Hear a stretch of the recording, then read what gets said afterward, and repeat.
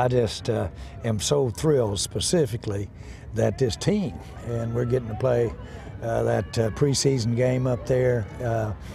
It really meant a lot to me to think that our whole team will be there and actually going to attend the induction. Okay, we're all aware by now that on Saturday, Cowboys owner and general manager Jerry Jones will be inducted into the Pro Football Hall of Fame. The one-time insurance salesman and oil and gas prospector became the biggest power broker among NFL owners.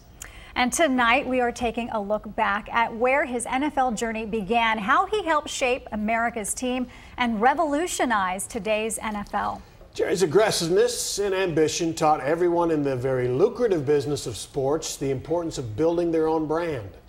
Here's Fox 4's Mike Ducey. I think we got the greatest future over the next 10 or 15 years that you've ever seen. I just want to be a little part of it. February 25th, 1989, Arkansas oil man Gerald Wayne Jerry Jones buys the Cowboys from Bum Bright, and America's team enters an era unlike any other it had ever seen. We must win.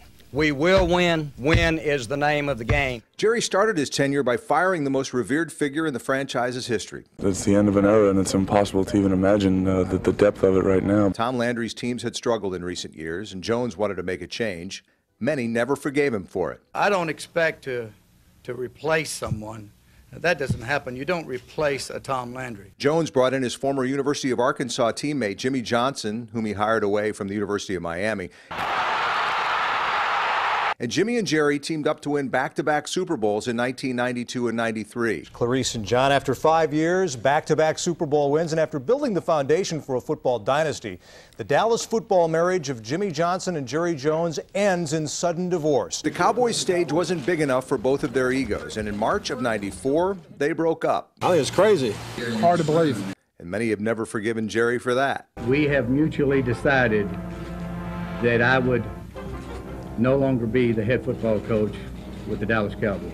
We did it our way, baby! Another title would follow under Barry Switzer, but since that last championship in 1996, the Cowboys have defined NFL mediocrity on the field. No championships, but plenty of notoriety. The franchise now often known more for suspensions than victories. It's Jones' work off the field that put him over the top in the minds of the voters who've elected him into the Pro Football Hall of Fame. This hadn't been done in the NFL. It's been wanted to be done, but it hadn't been done. Jones broke from league tradition and worked out his own marketing deals. The NFL didn't like it and sued the Cowboys owner, but Jerry prevailed. It was Jones who led the way on a groundbreaking TV deal in the mid-90s that brought an upstart network called Fox into the world of NFL television, and has brought extra billions into the pockets of NFL owners.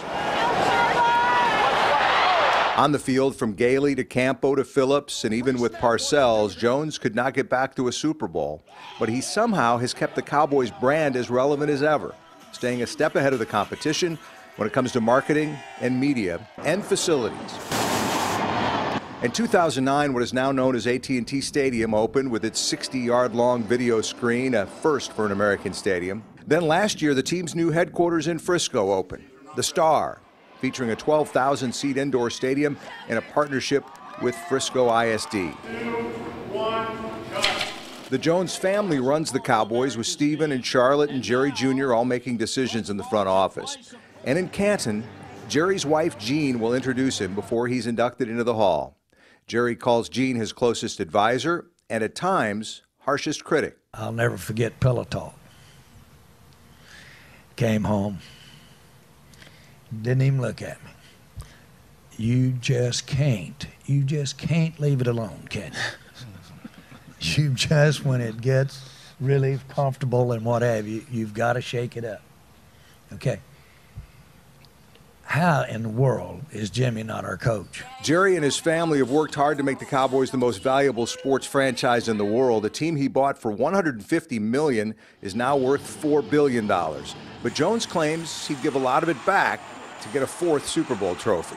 You wouldn't want to know. I'd be embarrassing to both of us if I gave you the amount of a check I'd write or what I would give up to know that we were going to win a Super Bowl. Jerry Jones is the most polarizing sports figure this area has ever seen, but those close to Jerry are surprised by his ability to connect with people one-on-one. Just from the outside, I didn't realize how personable he is. And it's with a lot of guys on this team. I mean, it's with the majority of this team. He wants to know everybody on this team as the person and not the number. He wants to know under that and get to know you. And I think just my relationship's growing over the year with Jerry has allowed me to understand that what you see from the outside is not what you get with Jerry. In NFL circles, Jerry Jones has won a hard-earned respect for the deals he's done and the monies he's made for the National Football League. And it's that respect that has paved Jerry Jones' way into the Pro Football Hall of Fame. Mike Ducey, Fox 4 News.